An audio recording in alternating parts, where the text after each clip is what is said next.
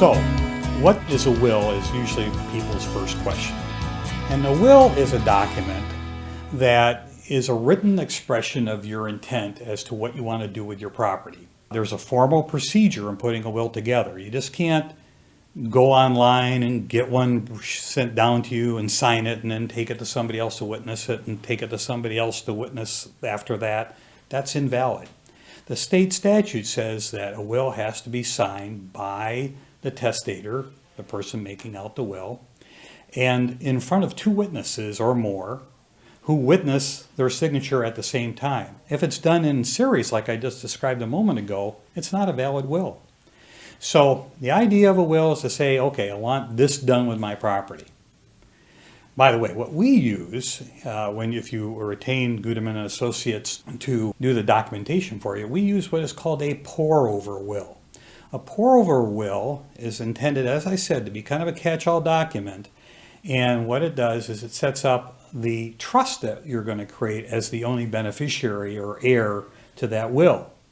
That way, your administration of your estate and your affairs is done through a trustee, somebody that you appoint, somebody that you trust, and is not done by the court, other than having the will verified and the assets being sent over to the trust.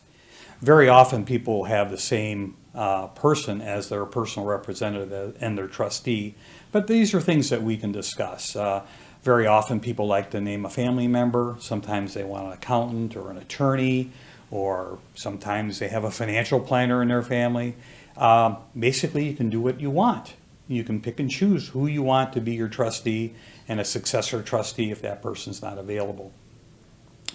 So once you have a will done, then you're all set as far as the transfer of your property is concerned.